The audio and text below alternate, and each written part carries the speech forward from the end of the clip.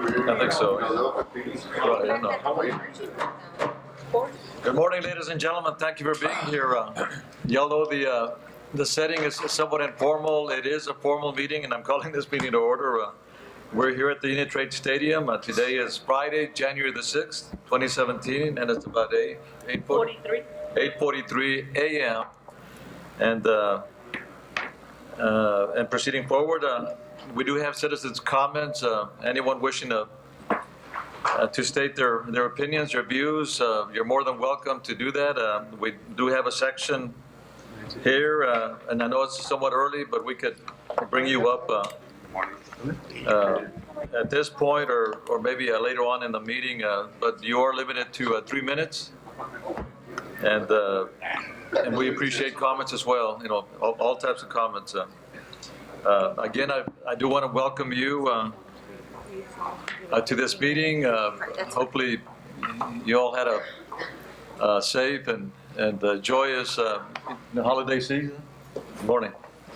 And that's what we want. And it appears by what I see, I think you all did. At least I did. I had plenty of tamales and menudo and all the good food that comes with all the festivities. But that aside, we have introductions by our city manager. Okay, Mayor. Second. And roll call, I guess. No. Mayor, members of the council, once again, the whole year has gone by. This is our annual strategic planning session that we prepare for mayor and members of the council so that we can keep you informed. Presentations that you'll see today are in an effort to keep the mayor and members of the council informed as to some of the work and projects that have been completed and are ongoing, but most important, to give you updates on the initiatives that the council has directed us to go out and conduct master plans on the city, convention center studies, and various initiatives in the downtown area, as well as throughout the city. We will be bringing these updates to you today throughout the morning and afternoon. We have an update on the comprehensive master plan, which the consultants are here for that. But most important, it'll give you an opportunity to work together with the staff on some of these initiatives that are going to be discussed today. Also, just for housekeeping, you have all the agenda package in front of you, but also you have a handbook that was provided to you by the City Secretary's office, which is the protocol handbook. Also, you have the copy of the 85th Legislature State of Texas agenda. We provided you the U.S. trade numbers, and also the Laredo trade numbers, and also the perishable, the produce that comes through Laredo. We provided all of these for you, for your information, and for your purpose to indulge in on that. At this time, I'll go ahead and start some of the highlights on trade. And as we get started in your package, you'll have that. Can we get the item on it? We have, once again, we'll report today on the traffic. Port Laredo daily north and southbound, about 14,000 trucks on a day. We're about 1.7 million rail cars that cross Laredo's international bridges. Laredo is home to about 150 trucking companies, over 400 freight forwarders, 200 plus U.S. custom brokers, along with about 500 Mexican custom brokers. Our 4 bridges generate an estimated $61 million for our budget. Approximately 50% goes to the general fund. The Laredo Airport has invested more than $200 million in infrastructure improvements. Laredo Airport is the only airport on the U.S.-Mexico border with U.S. Customs clearance on site 24/7, 365 days a year. Laredo Airport is currently ranked number 56 in all cargo airports in the U.S. where it moves automotive, electronics, and aerospace sectors serviced by FedEx and UPS. And we're being advised that these particular agencies are fixing to upgrade even to larger planes.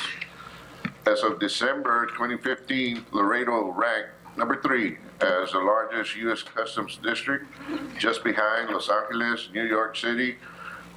We were previously ranked number 6, but as you can see, the trade has really picked up and moved us all the way up to number 3. Approximately 66.1% of all of U.S.-Mexico overland trade crosses through Laredo.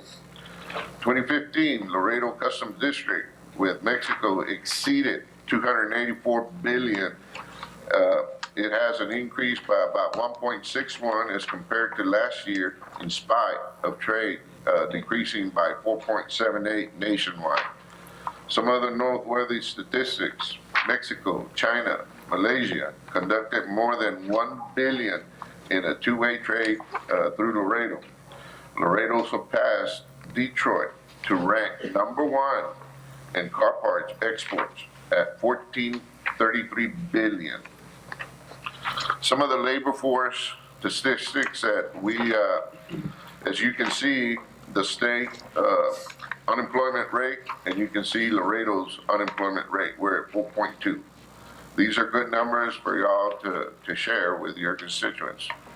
The labor force statistics, as you can see, the total employment stats and the civilian labor force, as you can see throughout the years, how that has been able to withstand our economy. Estimated MSA population growth, as you can see, City of Laredo, this particular MSA area continues to grow, as we show about 282,000 in 2016. Our asset valuation growth, as you can see, it inched up quite a bit, and it's an estimated growth at this point from 2016 to 2017. This is in billions? Yes, sir. Okay.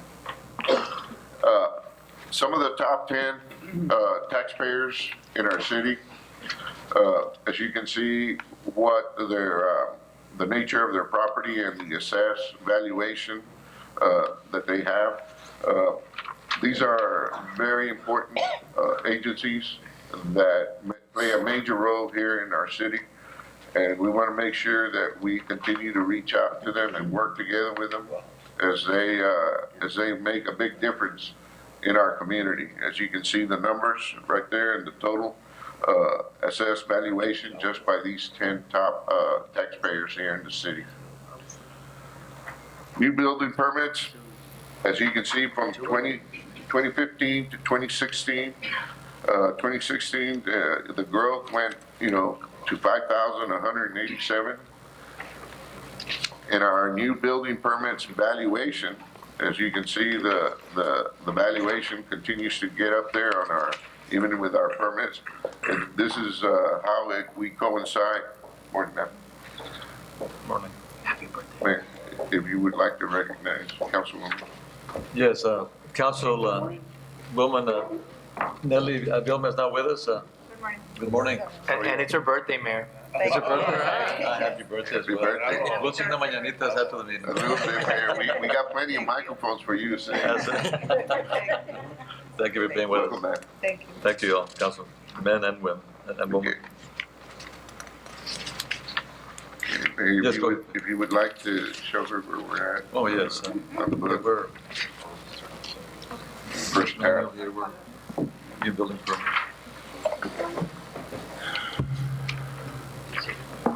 Single family dwelling permits, last year 860, this year 945. The single family dwelling permit valuations, as you can see, that's a good substantial growth. from 215 to 216. The multifamily dwelling permits, as you can see, it went up some, but most of you, in the next slide, you'll be able to see the year that multifamily dwellings really went up, and the year 2014. And that's when we saw a big boom in apartments and multifamilies and all those type of things. You can see it very clear right here, what type of year we had in 2014. Even though the valuations are up this year, the permit valuations are compared to 2014. Commercial permits, last year, 2015, this year, 2015, 200, this year, 257. We continue to be strong in the commercial area. As you can see, the commercial permits and the valuation of 2015, 171, and this year, 2016, 224. Warehouse permits, as you can see, 2015, we had 28, and 2016, we had 36. Along the presentations that we do today, you'll be able to see, especially in the transportation area, you'll be able to see some of the areas that are going to continue to grow in this particular area here, just by the growth that the city is experiencing. The warehouse permit valuations, as you can see in 2015 and 2016, the growth that you saw there on the valuation is typical of the size of the warehousing that we're starting to see. Just about everybody that is looking for warehousing, and in some of our visits with POMSA and those type of folks, members of the council, they're looking for anything above 100,000 square feet. That's their smallest demand. So you can see by this valuation that particular growth. In our city's ratings, we continue to have a very strong rating in our general obligations, our water and sewer debt, international bridge debt, and our sports venue debt. Moody's, you can see our evaluations for all of those categories. Standard & Poor's is also very strong. Our water and sewer debt has an A1 and a AA minus. Everybody else has given us very favorable ratings, and this is an indication of the mayor and members of the council and your staff of your fiscal responsibility to be able to manage a city the size of Laredo. These are basically just a quick overview on some of the economics of the city and indicators. We'll give you a quick financial overview. Rosario will run through that on that, and then we're going to get into the next item, which will be the some of the studies that are going on. Good morning, everyone. We had to put a stool for her. I remember She last didn't read. time, because this is a different watch. So I remembered and I brought my little stool. Wonderful. I apologize for my raspy voice, but I was trying to sound very sexy for you all today.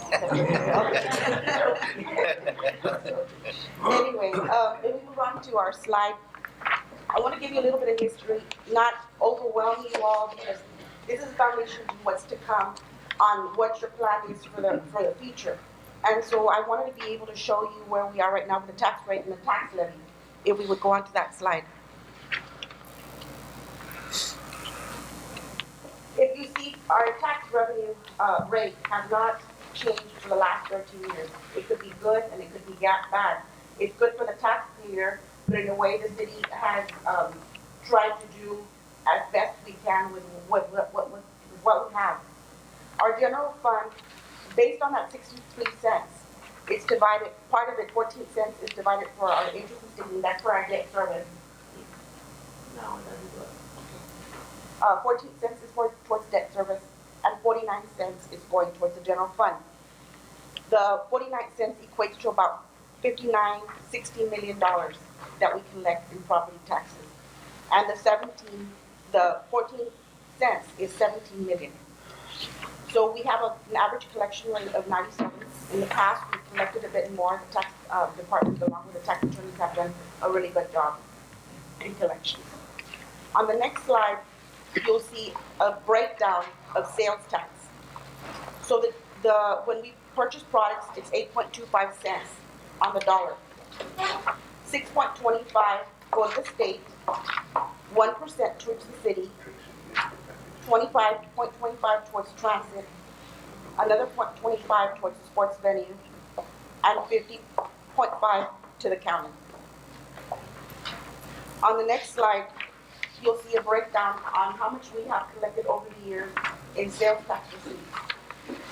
You'll see, if you look really at 2015, you'll see that we peaked very well at 33 million for general fund, the one that kind of looks like bluish.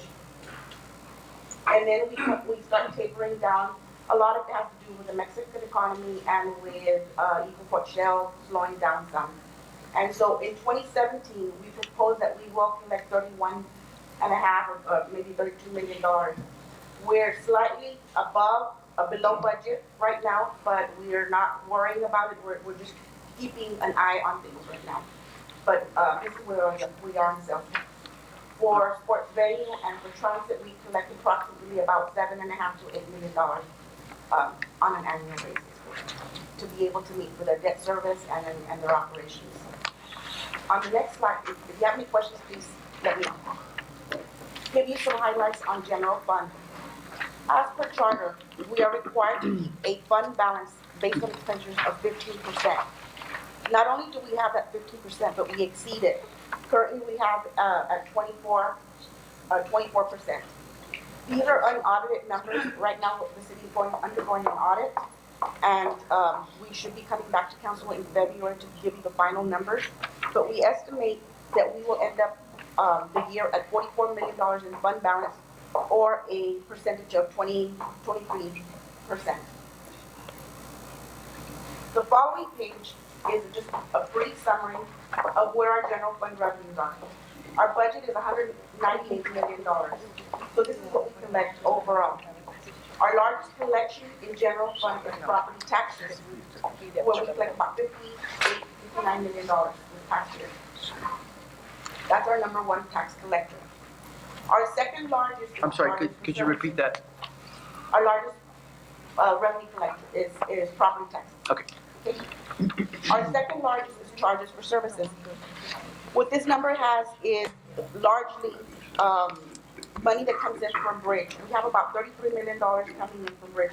Bridge collects a little bit over $60 million. Half of it comes to general fund to ensure that we're able to assist with the operations. Then our third largest is sales tax with $31 million. So we always keep an eye on what's happening in those three different categories to ensure that our collections, yes, sir. I'm sorry, Rosario, can you just break down as simply as you can charges for service? Charges for services, the largest portion of charges for services is our bridge, our 50% of bridge that are coming in. The other portions of it are charges that we charge with each individual department to be able to assist general fund, such as the enterprise funds, special revenue funds, that we charge them to be able to help us with the operations. Those are standalone. It's an administrative cost. It's an administrative, yes. Okay. So those two categories, but the largest one is bridge. That's bridge in there. Okay, Okay. so this is just into the general fund. general This is fund. not services that we're earning. It's only the portion that we're charging a particular department. Like for example, with parking, that we charge a fee for parking, or we have Parking meters parking has meters. its own fund, Right. and they stand alone. and that doesn't come into general Not- fund, for example. Okay, Only charges for services. got you. So general fund. Yes. Okay. Let's say like trash pickup, you said you referenced enterprise. Trash pickup is an enterprise fund. They're a standalone. They create their own revenue and expenses, and so they're able to deal with their own operations. Is this part of the charges for Now, services yes, number? we do charge them to be able to bring into general fund an amount of money to be able to assist with the operations. Okay, so for example, how much is water and sewer adding to this $48 million number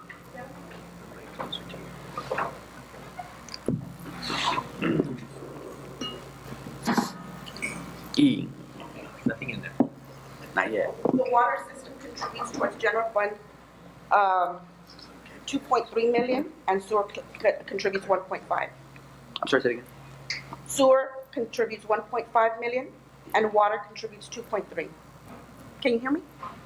Yes?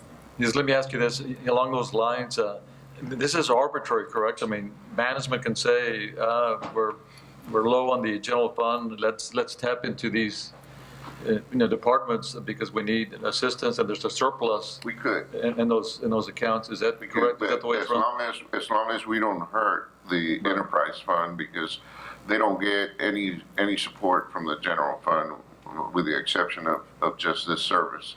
And they have to stand alone, they have to generate their own revenue, they have to be able to substantiate all of their expenditures. So we're very frugal about the amount that we charge, so that we don't hurt the department and to operate and be able to generate its own revenue to pay for its own expenditures. And these are standing, operating, I guess, accounting practices Yes, sir. that apply to municipalities? Yes, Yes, sir. and let me give Okay. you what charges for services are, an example. We have our legal department, city managers, finance department, we have city secretaries, city managers' office. All those departments don't generate revenues, so we need assistance in order to be able Right. to balance the budget. So we get that assistance from those other funds. There is a calculation that is made based on revenues, and budget does that calculation. And so based on that revenue calculation is what comes into general fund. Most municipalities that are able to own any of their utilities, electric producing, water, wastewater, gas, natural gas, some municipalities own that. They basically can control their destiny. And for us, the enterprise funds that we have basically assist us in able to do that, water, wastewater, the bridges. This is one of the reasons why we're able to maintain the tax rate at the level that it's at. Some of the cities don't have the opportunity that we have, and that's why their property taxes is the only method that they can generate more revenue, so they charge more property tax to their constituents. We're able to keep it at that rate simply by living within our means, to be able to not raise taxes for the constituents and the property owners. So that's why that first slide that you saw, for the past 13 years, we're at the same tax rate level. And we would be, but for the bridge crossings, I mean, we would be insolvent, Yeah. right? Right. Unless we raise taxes. Unless we raise taxes. Right, Or take from Peter to pay Paul from other funds. right, Well, that's true. Thank you. right. Yeah, Tax- yeah, go ahead, you're right. that's a valued point, because taxes kind of auto-raise themselves based on valuations. Right. And so it's, yeah, we haven't raised the tax rate, but we have been availing ourselves of the increased tax revenue. So Valuations, just to keep it real. yes. Correct. Please proceed. Yes. Yeah, very and the valuation is something that the mayor and members of the council don't have control. It's Right. your appraisal district. I mean, you do have members from the council that sit on that, but that basically comes from them. A lot of times, there's that discussion, well, you didn't raise taxes, but the appraised value went up. Can you imagine if we raised taxes and the appraised value went up? It'd be a double whammy on the taxpayers. So this is why we maintain that particular level. As your finance director told you in the beginning, it's been a challenge. It's been a challenge. Throughout the years, your city administration has not laid off any employees. And sometimes what we do is we just go and conduct business with positions that are frozen, so that we don't have to go back and lay any employees off during budget time. When we show you that the sales tax is a little bit low right now, as I mentioned to everybody, we're very frugal. We're not adding any more positions unless they're important positions, fire and police, health, those type of things that are critical.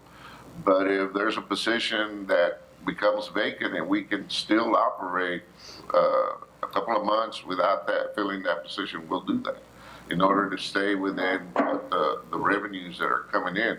We don't want to come at the end of the fiscal year preparing the budget and we have a shortfall of millions and millions of dollars that we're going to have to make a drastic budget decision. We don't want to do that. And throughout the year, this is why we manage it so that we don't have to get to that point during budget time on that part. We don't have to raise taxes or we don't have to cut. But it's also my understanding too that we do have positions that are budgeted, but they haven't been filled, and that's the cushion That's that where the savings that is. you all use. That's right. What percentage is that? A good 2-3% or? No, the percentage is not that high. We can get you that number here in a little bit from HR, okay? Yeah, and personally, I don't mind that unless, No. we're over budgeting and. Right. And we make sure that that percentage is not that high to the point where it's going to affect the delivery of service. Right. Any other question? If not, please proceed. Let's go ahead. Following that is the expenditures for general fund. In the following slide. The next slide.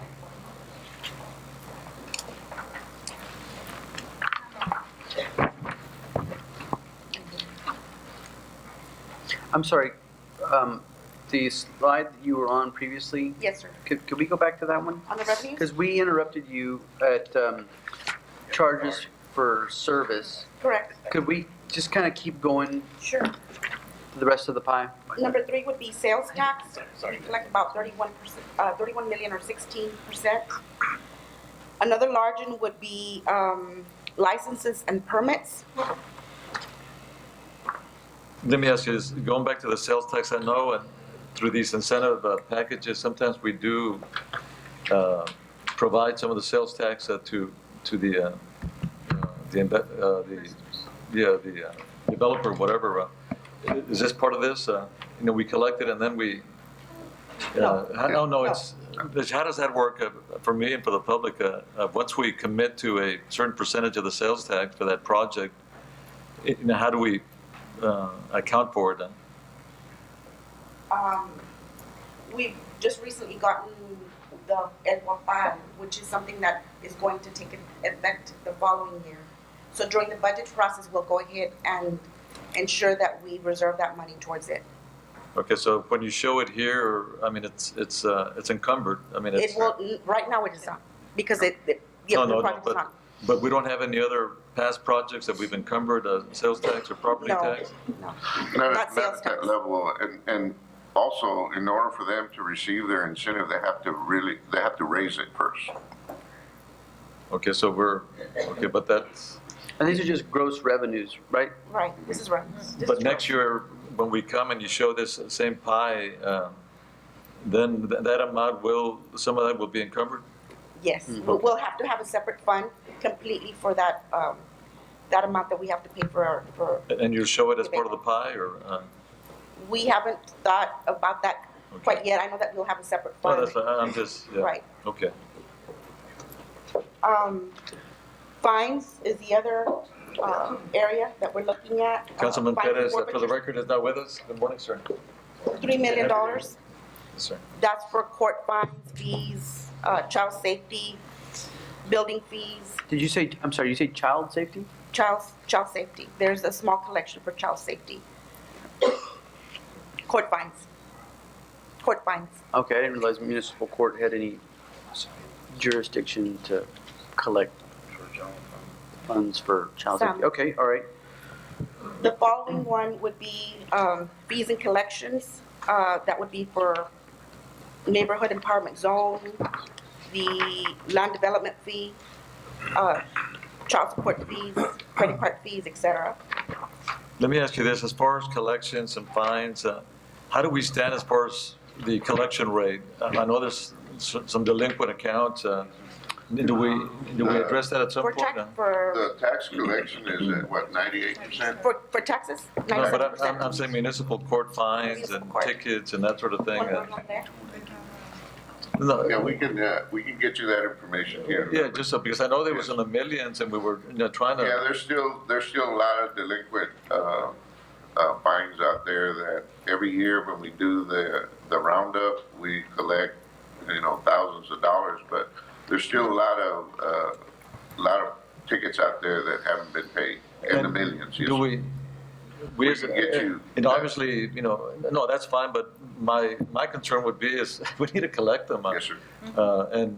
And we need a plan or something, because that could easily help our budget. We'd be more amounts. than glad, and I think what we're gonna be coming up here real soon on is going out on RFQs for a delinquent tax collection agency to be able to do something for us there, because the current contract that we had with them has already expired.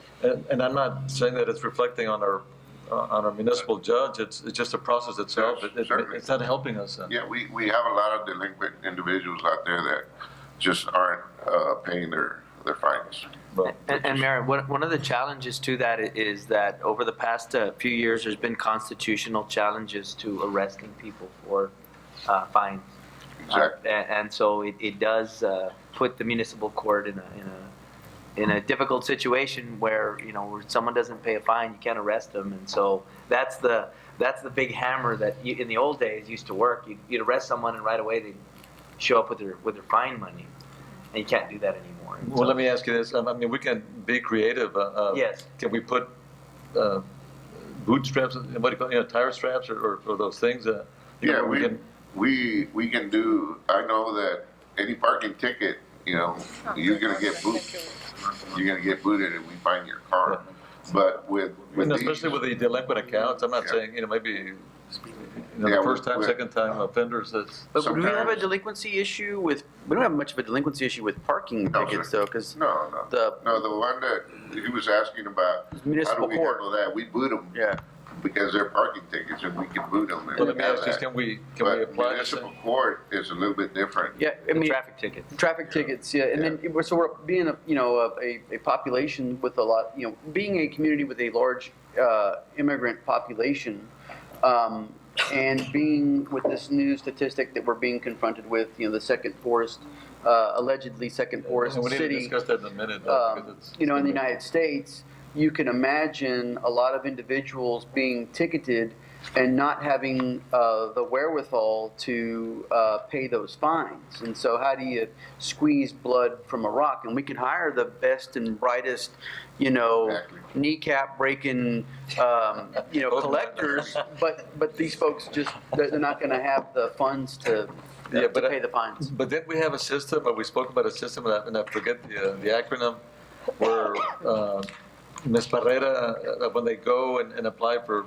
license plate renewals, that they can check the records and say, We had that presentation, and in order for that to happen, they're gonna keep a large sum of the fine. well, it's better than. Better than not nothing. collecting. Better than nothing. No, Mayor, and I would support that. That's something that would be good to have a tax, have someone collecting for us. That's probably what we need to do is to go private. But the issue has been, what's made it challenging has been also that the state over the years has done some crazy stuff. When people don't pay a ticket, then they assess them another fee. And so one traffic ticket for $400, when someone doesn't show up to court, turns into $2,000 in fees. Yeah. And so even though it's a maximum $500 fine, the state charges them fees on top of fees on top of fees for renewing their license. So you have these people out there who are indigent, who really shouldn't be on the road because the state's taking away their driver's license. But the only way they can pay the fees is by getting a job, and the only way they can get a job in South Texas or in Texas is really is by having a car to get to work. And so you have indigent people who are having to drive, and because they owe thousands of dollars in tickets, and then they're just not paying, and they're having to make a decision: do we pay the state? Do we pay the city? Who do we pay? Because they owe $400 to the city, but they owe $1,500 to the state. But we could get a good company and Right. collect some of it and put it back into our general fund, and we really, in reality, it's better for the people to pay because eventually they'll get back on the road. And I You think know. also we need to Legally. continue to build on the roundups that we do. They're effective, and especially if we put a strong effort behind it people don't like to get picked up at work, or they don't like to get visited at work, because they have, some of the folks that we picked up in the past have owed the city over $10,000 in tickets. Or we could have a robust public transit system Yeah. wherein people wouldn't have to, deal so much with being on the road, stuck in traffic, paying tickets and fines. And Anything else on this topic? I was Yes, ma'am, go ahead. just going to mention that if we can compare what is the fee that Ms. Barrera will charge, and it's something connected to where the users have to go get that permit, whereas we're still going to have to pay a percentage to the collecting attorney, what's better for the city, and maybe that one has more teeth. Exactly, because the largest portion of the ticket is gonna go to the state, and we're collecting it for them. So like the council member said, it might be a $2,000 fine that's on there, but maybe $200 are the ones that belong to the city, the rest belongs to the state. But what we'll do is, we'll make contact, Mayor, the same group that presented to us. Maybe they can come and make a presentation to the council, and then we'll weigh it out and see if it's better to go with a delinquent tax attorney, or is it get this company, but knowing that the portion that comes to the city is gonna be the portion that they get paid. Keep in mind too, I know when we say that the county's gonna, end up with some money, the county is very much part of our community. No, but it They goes to need the help state. as well. The state it goes to the state, Mayor. goes to the state. Yeah, so but essentially the city's municipal, the city's services, from the officer on the beat to the prosecutor and the judge, we're facilitating the collection of a fine wherein the majority of that goes to the state. I agree. And we don't necessarily get a whole bunch back in return for doing all that. Is that about right, Chief? Yes. Yeah. Andrea. And what I think would be even better, maybe when we do bring you that presentation, we can also break down exactly an example of that as to how much actually will come to the city. And if that's the case, maybe our Representative Richard Raymond can introduce new legislation, because it's an incentive for the cities to receive more money. Yeah, I'm pretty sure Rosario would like to charge the state an administrative fee No, that's what I to mean. collect, right? You can skin the cat many ways, but of course it may take longer this other way. But at least you know where we're coming Right. from. Here's Andrea, she can shed some light Good morning, on. Andrea Good Sanchez, morning, acting municipal clerk. And the question was, I'm sorry? Yeah, do we have any? I'm sorry, your title again? Andrea Sanchez, acting municipal clerk. Yeah, she's with the Acting municipal court, municipal yeah. clerk. Yes. No, I think we're okay. Yeah, thank you anyway for, Thank yeah, unless you have any specific comments, you'll, Well, we have the collection from the Omni base, is the DPS. It's one of the best collection agencies we have. If you have a license, you can renew it if you have ticket pending with municipal court. And we do our effort to, as soon as we receive citations, 30 days after for failure to appear, we send a letter. We do a lot of the tickets that already the judge give judgments. We send letters for failure to comply. So we try our best to collect locally. So Do you have any collection efforts that you do by incentivizing the alleged, traffic violator to, come in and settle their bill? yes, we have a payment plan. We have the interest program. Well, I know you have a payment plan, but my experience previously with municipal court was, that there was no real incentive. Like, so if I get a parking ticket downtown, right, if I pay it immediately, it's $10, right? So I'm inclined to just immediately put that in the envelope and send it in, right? If I don't pay it, it turns into a much more expensive problem as time goes by. And so there's always that incentive to just take care of your parking ticket quickly. And I've never seen, that's not been my experience with municipal court, in that it's either going to be a lot or it's going to be a lot more. It's never well, hey, it can be less if you come in and get it taken care of quickly.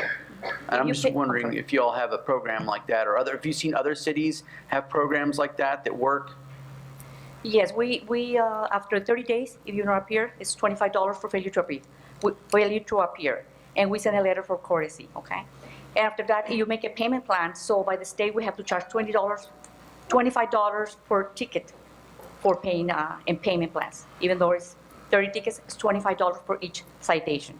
And After that, how much of the citation, let's just say speeding, right? It's about, I think it's $225. 2 to 12, depends on the court cost, depends on the Okay, mileage. so how much of that does the city keep? If we send to this, actually, we kept that fine, but the court cost, actually, we kept 10%.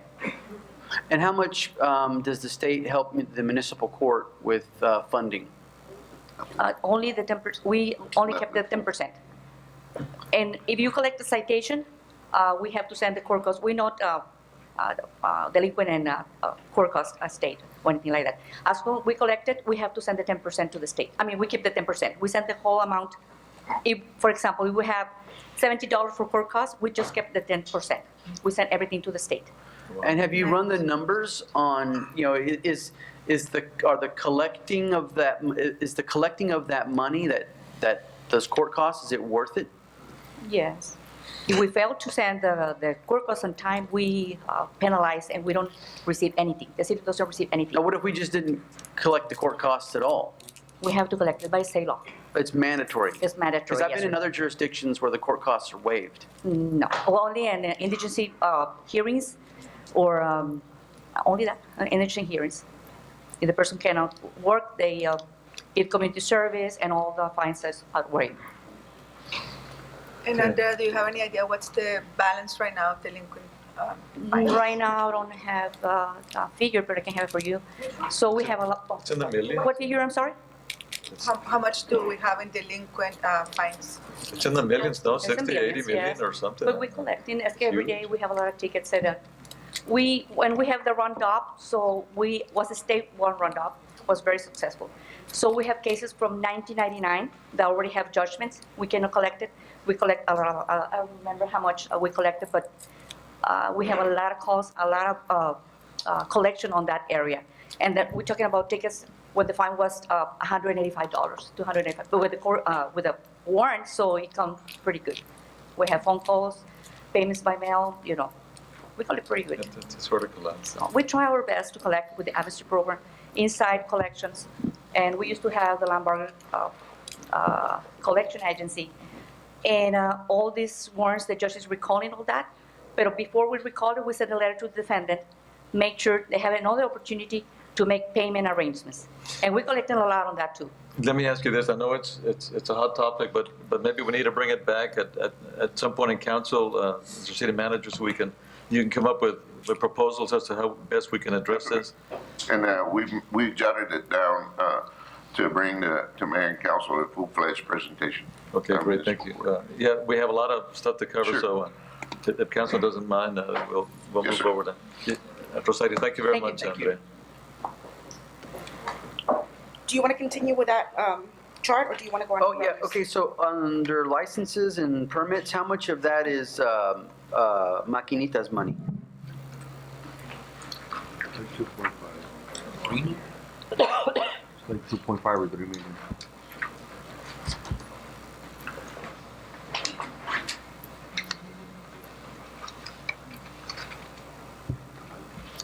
Amusement, 2.9 million. About 30%. 2.9 But million? yes, we budgeted 3.2. We're estimating we're coming at 2.8, 2.9. Yeah, how many total machines is that? I would not be able to tell you how many Okay. machines at this point, but I can come back. How much are we charging again per machine? But Ramon can answer that. It's about $500, no? Good morning, Mayor, members of the council. Ramon Chavez. I don't need it. Ramon, you don't have to use a stool. You don't need it. I just went up to the mic. Ramon Chavez, Building Development Services. The annual permit fee for each maquinita is $550. And how many And do we offer, this is a question for Rosario probably, or I don't know, whoever can answer this, but do we have any like gambling anonymous services that we offer? No. Is the state, Come on. the state. There is a, I'm sorry, Number of machines? the number of machines is approximately 6,000.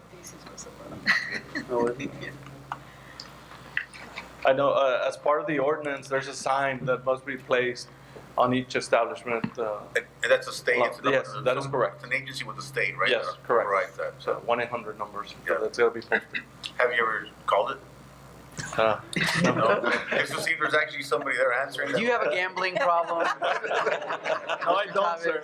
I do not. No, but just to test, I wonder if anybody ever has. Never been to one locally. But, I but, think that but- started back in '94 because I wrote my thesis and my master's on compulsive gambling and its treatment, and it started with the Lotto in Texas. So they designated a percentage, and it's supposed to be, so from whatever we collect, there's a percentage for that. I guess state. Is the number going up or down? You have 6,000 now, last That's year? approximately six, it pretty much has been the same number, over the years in my experience. Some establishments close down and other ones open up, and it's pretty much always been around the same range of numbers. Do they get a chance to pay it all up front, or they get a chance to pay it in installments? Say There they is- open up an establishment of 40 or 50 machines, whatever it might be. We establish a procedure to where they are allowed to upfront pay 50% of the total machines. Then over the next 2 months, the rest of the 50%, and 2 additional installments. No. So we kept good records of that. Joey, is it possible to perhaps work with the state to use some of those funds to establish some type of a support agency in town? So if there's anybody in town experiencing a problem with compulsive We gambling, can reach out to them we and can and reach do out that. to them so that they can also maybe tap into those funds and then promote that there's actually an agency in town to help with that. Okay. Or even if we just open one of the, community rooms at a rec center and just, we do it for Narcotics Anonymous, we do it for Alcoholics Anonymous, why can't we, Okay, we'll certainly we'll call that number. There you go. Thank We'll you. reach out. Yeah, let's test it. Does it work? Again, for the sake of the public, the status on the maquinitas, I know the issue came up, at least I brought it up, and some others as well, a few months back. It's basically, I know Richard Raymond, because the community personally, I think, is somewhat divided. Some like them, some don't. There's a strong suspicion that obviously in some places they exceed, the prize amount. And I think we know that, and that's where it irks some people. But I know Representative Richard Raymond came before council and explained that I think every 2 years that he introduces a bill. Could you explain that, or whoever has the details? Basically, what he wanted to introduce is to allow the municipalities to be able to vote on either allowing this type of full-fledged gambling. But basically, every time that he's presented this, it doesn't make it through the whole course. And I don't know I think if we feel that he needs to reintroduce this again like he did 2 years ago, we need to visit with him on that. And I think you've had discussions with him on that part. But he wanted to make sure that he could give the municipalities, the mayor, members of the council, the authority to be able to call for an election and let the citizens decide whether they wanted to have them or not. That would be one of the components. The other one was he wanted to present full-fledged gambling through the racetrack component. There being about 3 areas that had received permits for racetracks, one in the Valley, one in Houston, and I think one in Laredo at that point, but it didn't pass either. It just didn't make it to even, the finish line. So in essence, for the public's sake, locally, we have no jurisdiction whatsoever. No, sir. Yeah, this would have to be a state A state initiative. initiative, changing you of have the to law. change the constitution, the Right. Texas state constitution, Right. which is, And that's what An act of the God. state representative was proposing. And for the public's sake too, if for some reason you know, some of you all have heartburn with that, please contact Richard Raymond and please visit with them or contact us and we in turn can also visit with Yeah, them. because all these maquinitas are also sanctioned by the state. They have to pay a fee to the state also. So, in fact, that's the first step that they do.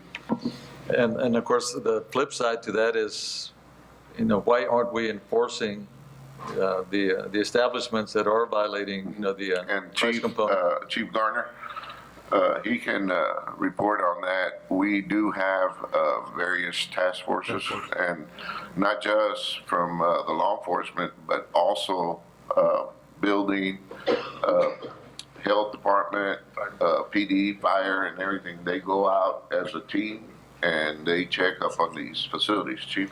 Yeah. For the Good morning, record, Chief. Ray How are Garner, you? Chief of Police, good morning. Good morning, sir. We do monitor these organizations, these businesses. We do, when we monitor them, we're looking for other criminal activities such as money laundering, drugs, stuff, issues like that. But I think it was the last time that any of the Maquinitas were actually, we went in and did an investigation. It was with the Webb County Sheriff's Office. And I believe they hit about 5 places and they came up with absolutely nothing, so. But we do monitor. Most of these organizations, or most of these businesses are kind of like local people that own it. And if we hear like gangs are running any of them, then we do go in there and do our investigation, but we've not had the intelligence. We also work with, I think ICE was the last one, and FBI were looking at some of them, and we monitored, you know, we worked along with them. There's another component too, and that's the district attorney's office here locally.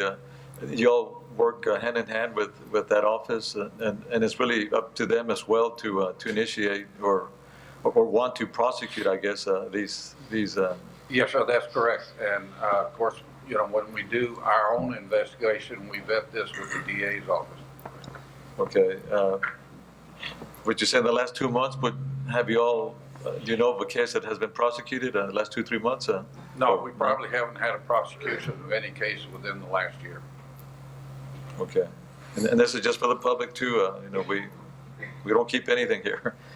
So there's a DA's office and of course your office, council as well, and of course the state as well. So Richard Raymond is our state rep and he needs to hear from people that don't necessarily care for this type of business in our city. Okay, thank you so much. Do we have any other questions? I have a question. Who's contributing and donating $28.4 million to the city of Laredo? Part of that is a bond the bond package, the bond that we sell. We have to record it as per GAAP accounting principles. So we have to record the revenues and the expenses. So that is part of the bond. That's why. Why call it contributions and donations? That is a technical word that is used. Why not just call it Contributions. bond, debt service? Loan payments. It sounds really nice when you think about, oh, it's a Right. contribution and donation, but no, it's debt. It's the revenues of the bond. It's the revenues of the bond. It's, in accounting, it's considered a contribution to be able to record it. Oh, okay, that's a term of art, Yes, Yes. contribution. yes, yes. Okay, all right. Okay. Franchise fee, $7.4 million. That's your gas, your electricity, and your cable franchises for $7.4 million. If there's any other questions, we can move on to the expenses. Expenses. On the expense portion of it, we're estimating to end up with $197.7 million in expenses. The largest portion of the expenses in general fund are public safety, as you know. But I'm curious, last couple of times I've seen this, I wonder why we don't divide it up. We clump both fire and PD together, why don't we have them separate? Because again, it's an accounting procedure that's done, considered public safety. We have them broken up in our financials, where we do have expenses for police and for fire separately. Okay, but in fairness, most of us and the public, we're not accountants, just lay people. I mean, Can we, we could very easily draw a line right Yeah, there. it's very easy. It's still. okay, so what is that, so what is that number? It's 59.3% in total. Of that 59.3%, how much is police and how much is fire? For police, it's about 65%, Of that 59.3? 60, I'm sorry, $65 million. $65 million. Not 65, $65 million. And for fire, it would be 52? For the no. balance. It's less because for public safety, we also have traffic in here. It's also considered part of that category. About 40 some odd million. 42, I believe. 42 for fire and 10 for traffic safety? Traffic, Is that, traffic safety, traffic lights, your street lights are also included. is that our traffic department Yes, in toto? yes, electricity also. Your electric. And, You have it on the graph, Rosario? Police is 58 million and fire is 46 million. On the next page. That's personnel, Right. personnel, and that's why. it's Which kind of is- right. are these percentages comparable to other cities? Yes. You know, we hear these bigger cities, Dallas and Houston. 14% lower, I think. Lower? Yeah. Okay. Because on the following slide, I wanted to show you the breakdown Okay. on what our expenses really look like, if you want to go to the category. You know, So- some cities are going bankrupt. I know Dallas, you know, we saw that in the news, and I think Houston is having a hard time. But then again, each city is a little different, and our needs may. But it's always police and fire. For example, on your 197 million, 133 million is personnel. That's where we spend our money. And out of that 133 million, 58 is police and fire is 46. Those are their largest categories that they have in expenses for their budget. And Mr. City Manager, you know, we've secured contracts already, and we're And doing okay. Yeah. we were very, the team that met with the bargaining group for police did a very good job. I think we were able to keep the request basically to a 3% increase, and that's basically for the salaries, and I think put everybody at the same level, fire and police and city employees. And there was more requests, but I think everybody understood that the funding that's available right now, if there would have been a bigger request that would have gone to council, we would have had to make a decision either to cut other departments in order to be able to fulfill the commitment with the police department. About 5 years ago, we had a commitment to fire and police where we cut like 55 positions, or we froze 55 positions in parks and another 55 positions in bridge in order to be able to fulfill that commitment. We've since then have come to an agreement where we're living within our means and keeping it as low as we can to be able to not to have to go out here and put a burden on the taxpayer either. But at the same time, we want to make sure that the fire and police have all the tools that they need to be able to do their job. And most important is for them to be safe while they do their job. And we Absolutely. make sure of that. No, we appreciate the services that all city employees do, in particular fire and police. Okay, do we have any other questions? If not, go ahead, please. Okay. I'm not sure if you want to go over any of the other expenditures, but I wanted to move on to the consolidated budget for 2017. Next slide. Oh, I'm sorry, are we gonna break down, the capital outlay? Contractual services? You're gonna do that report, right? The capital, it's on the following. You have a whole Presentation. report on Okay. capital outlay. And on contractual services as well? Contractual services is basically all the expenses for the city. I know, but are we gonna break it down, like we pay X to engineer so-and-so, we pay X to? Not on this presentation, this is more of a strategic planning session on what you want to do in the future. But if you want to see where we break down our contractual services. We can get I you can that provide Yeah, you a maybe you can report. just, yeah, if you could just email us that Sure. report, it'd be handy. I can go Thank do you. that. And I think what leads to that, and it's procurement, you know, the majority of the complaints that I get is just, again, openness, accountability, fairness, and how we request our services. As a matter of fact, yesterday I was talking to some folks, especially the TV stations. It appears that we're just going with one TV station group and not the others. And they asked me, and I said, well, it's, you know, we're all about, you know, level playing field. So I don't know how that works, But we don't pay for TV stations. no, or something about the airport or something that they were, you know, something along those lines. But maybe that's a discussion. But I do want to bring it up. You know, whatever our procurement is, obviously we want that level playing field where, you know, people, you know, have equal, you know, opportunities based on quality, same quality, Yes, to and we are present working bids towards to that. us, or at least, you know, offer their services to us. Thank you. Let's go ahead. As far as in 2017, you approved a consolidated budget of $620 million. Your largest sum of the $620 million is in your enterprise funds, which is your utilities, your bridge, your transit, your solid waste. Your second largest, of course, we've gone through it somewhat, is your general fund with $183 million for the following year. We also have what we call special revenue funds. These are standalone also, like community development, out of that, health department, special police, airport, CDB. We have a debt service fund. This is where we put all our money in, of that 14 cents to be able to pay for our debt.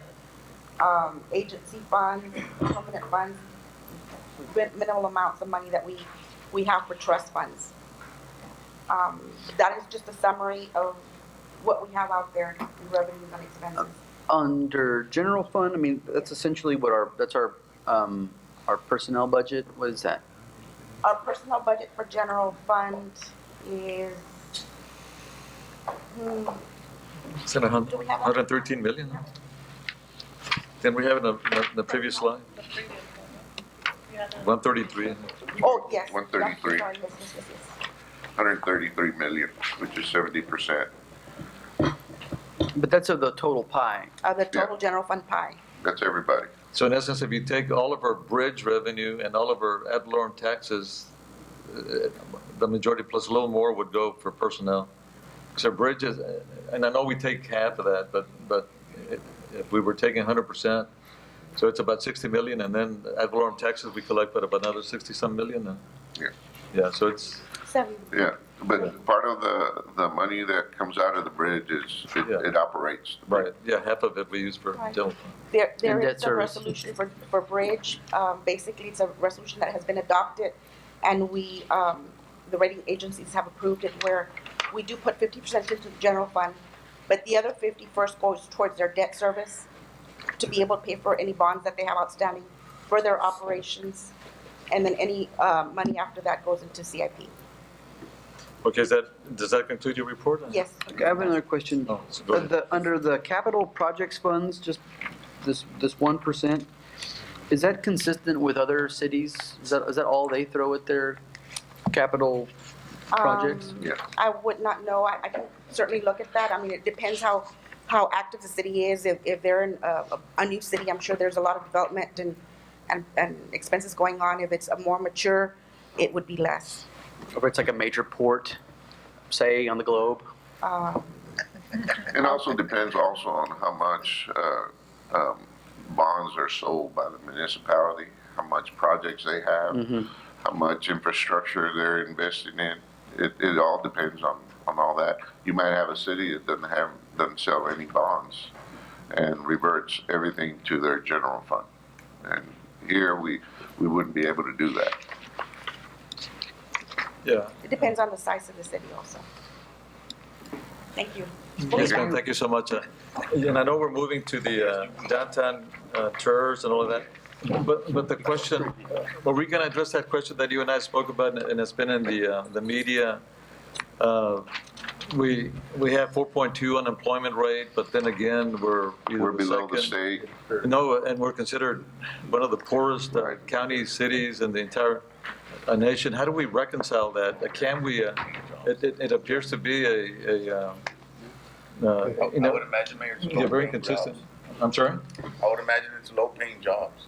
The unemployment rate isn't so high, but the actual employment wages are low. No, it's a paradox, but then again, I mean, That's what I'm thinking. we're creating jobs, you know, we're doing the best we can, and not necessarily this administration, the previous administration did well too. I mean, you know, we're focused on jobs, education, training, but the needle doesn't move. You know, the poverty needle doesn't move, and it's been like that for years since I was a kid. And that irks me, frankly, when I see a headline saying that we're the, you know, the poorest, or second poorest, or the fifth poorest, and personally, I need answers. You know, there's, you know, these publications, apparently they're using some sort of formula, they're factoring in. Yeah, based on requests for social services.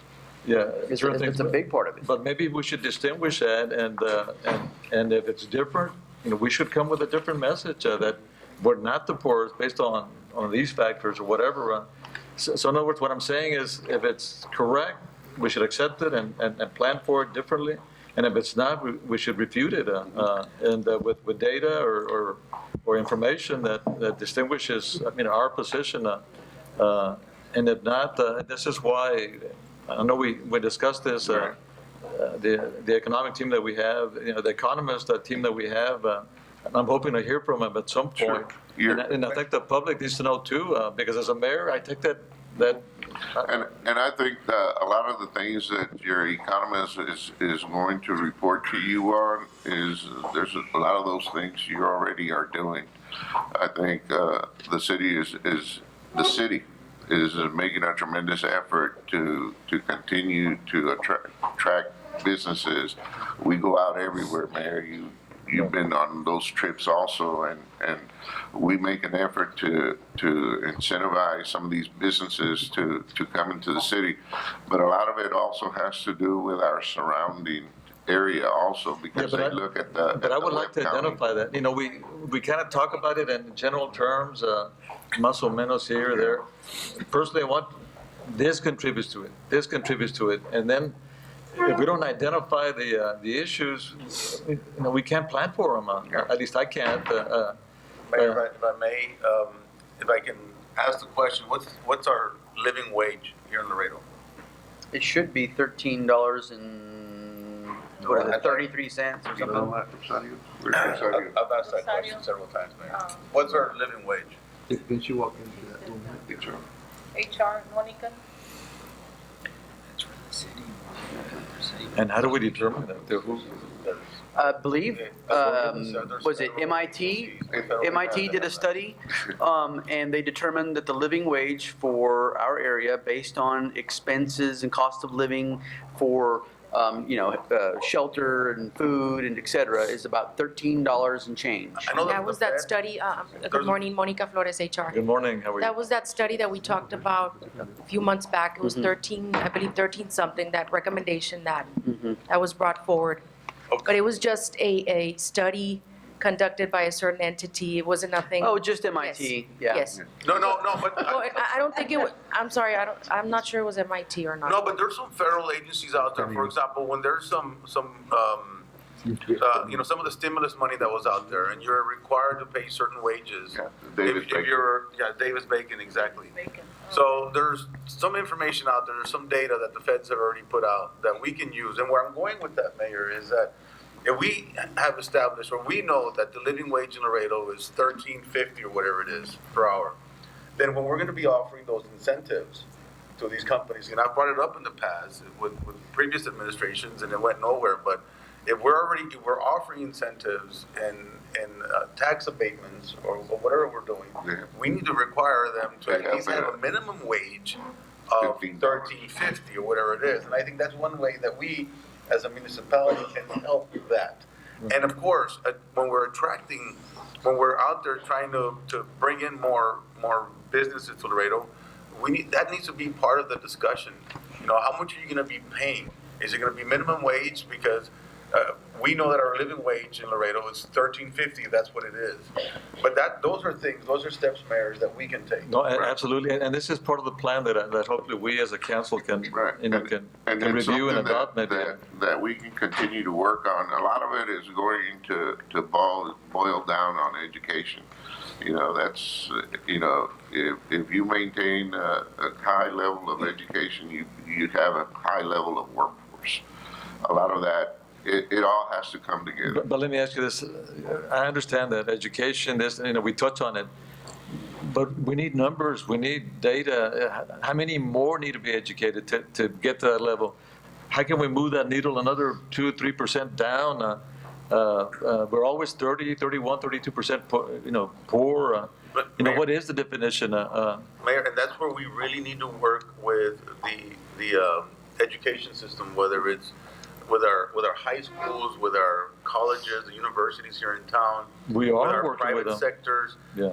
And there's already models, we've seen it in the past, there's models that have done exactly that. Ms. Goyasu, about 4 or 5 years ago, we went to San Antonio, we visited with Project Quest. And what they do, they very specifically work at putting people in jobs where they're making more money. They don't have to have the 2 jobs. But is that the only indicator, jobs and education?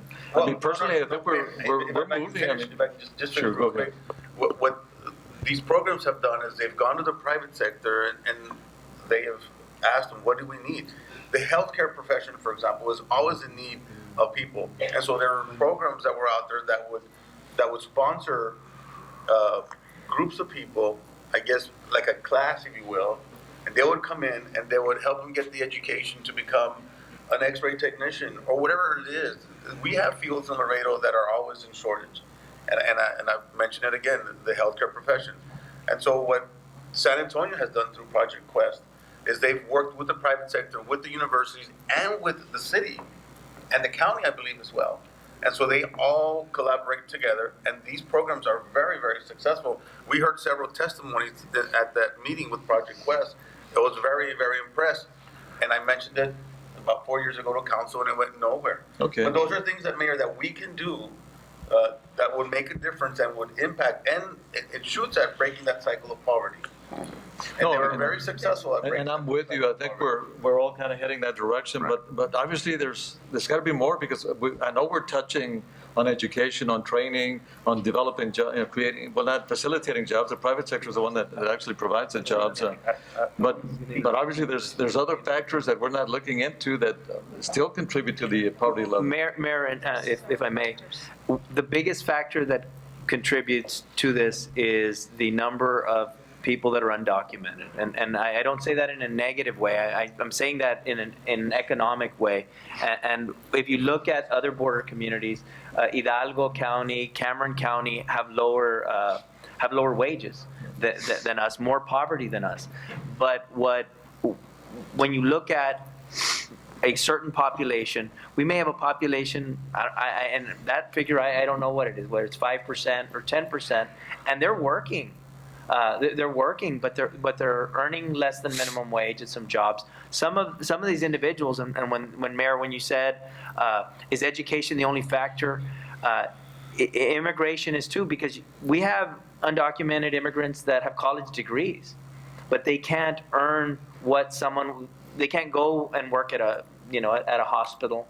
They can't go and work at a school. They can't go and earn the wage that they should be earning with that degree because they don't have papers.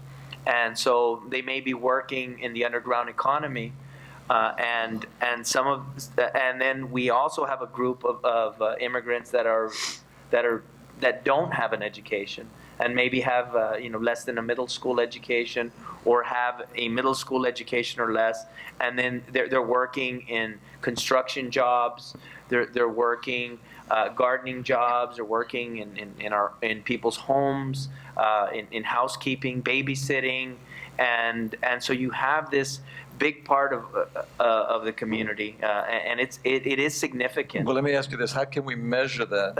And that would be good. The only way that we can measure it would be through directing staff to either find the information or hire someone to provide us with that information. Because if it's something beyond our control, then we need to take that to Washington, to Austin, and say, look, guys, we as a local community, as a municipality, as a board or whatever, a council, we're doing the best we can, but yet there's a lot of poor people out there. There's indigents out there, But- and I hate to see them in that condition. So the 5 poorest counties in the United States Border are in Texas. In the on- border, yeah. On the border, and we're one of those. And I think the reality is that our immigrant workforce, as at or below the poverty line as they may be, is an asset Absolutely. to this community. You know, the work ethic that comes from the immigrant is very different from, say, the, you know, local entitled average Joe from the States. But keep in mind what you said too. It's an asset as to the people that can afford hiring them at those low wages. Well, hold on. But no, hold on, because and I'm going to plug the book real quick, Triumph of the City, and it's required reading for everybody in this room.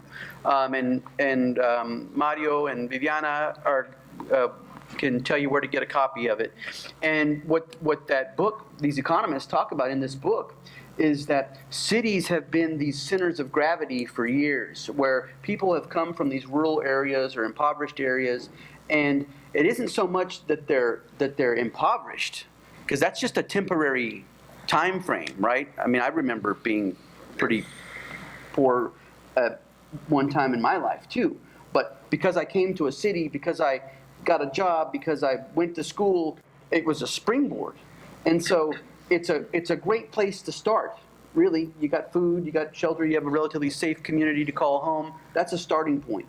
And so what we know is that as a city, we can't tax and spend and build buildings to get ourselves out of poverty. What we can do is create a pro-business climate, and that creates industry where people are gathering and exchanging money and ideas, and that's what is going to pull folks out of poverty. Yeah, it's temporary. Yeah, we may have that destination. That doesn't make us a black sheep. I think it's an asset much more than it is a liability if we're able to harness it and we're able to do things. But yet the stigma falls on the city, you know, on us council people, mayor.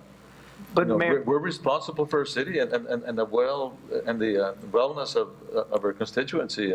maybe we shouldn't consider it a stigma, though. I mean, if somebody is undocumented and they've got a job and they're getting their kids out of poverty through working honestly, even though, albeit illegally, but through hard work, and they're bringing their kids up and getting their kids an education, getting their kids to work, you know, I mean, that does help the economy, and it does help the economy. Low wages help the economy too, because then you have a niche. You say, okay, we've got this workforce that needs they need to work. We have undocumented immigrants here, and they need jobs. And But if they're other working, communities, the larger cities have large populations of, you know, why is it us? Well, If it's an immigration issue, larger cities have vast numbers of undocumented people as well. They do, but probably not as a percentage of the population. Like Houston, Well, let's measure definitely, that. I'm sure that Houston has more undocumented immigrants than Laredo. I'm sure they do, but Houston is a much larger community. So as a percentage of the population, I mean, we are the port. We are where some people, you know, come to the United States and never get past the border. This is where they stay, where they have family here. And so I think as a percentage, if the studies may show it, they may not, but I think the studies would show that we have a very large population of undocumented immigrants, and like Councilmember Altgeld said, are a huge asset to the community. And although the figures may say that our wages are low, you know, this is a community that has welcomed people from across the world, and especially many from Latin America in particular, but from all over the world, but we receive the most from Latin America. We welcome them, and if they're working here, we're happy. If it makes our wages look low, well, you know, that doesn't make us any less of a community. That doesn't make us any worse of a place to do business. It just gonna drive some people crazy, and I know it's driving you crazy, Mayor. I know it is, believe me. That number. I mean, I looks can buy low. your argument to a point, but keep in mind too, when the nation hears that Laredo and Webb County, the poorest, I mean, what message does that send the nation, the state up there? Does that incentivize people moving, It does. It does incentivize businesses that want, a business that can pay $13 an hour would really like a community like Laredo, $13, $14 an hour, because they'll say, hey, that's a good place to do business. Wages are a big part of, for Maybe we should example. market that. For Come- example, come to the well- poorest city of Laredo so we can establish Well, for businesses example, there. things like call centers employ people at $12, $13, $14, $15 an hour. Warehouses. So there are businesses that need labor, and they're looking at having people that are earning, when you're labor intensive, wages are important. So it does incentivize certain types of business and industry. I mean, your point is a fair one. Yes. Okay, so if, what are these causes? Let's identify them. Is there something we can do about it? Let's, We may not, it may be a comprehensive immigration reform or beyond our control. And it may also be a lot of single parent households true. where you divide that and it ends up being less. But if you think about, Danny Lopez Sr. started out as one of those folks that was below the poverty line, but because Laredo was such a great place to do business in, through his hard work in industry, he was able to put a Danny's on almost every corner and send almost every one of his, kids off to school. And you could say the same thing for the guy that started the STI trucking company. I mean, our story of immigrants is very different from the rest of the country. And they all started out at this below poverty line place and then went on to do great things. Well, let me ask you this. Let me ask council, would you all have any objection if we direct management to kind of come up with some study or how to conduct this study to identify exactly what's contributing to, I mean, that's or the economy? Mayor, a big task. Undertaking. I mean, it's almost like going fishing in the ocean with a needle. It's kind of hard to be able to put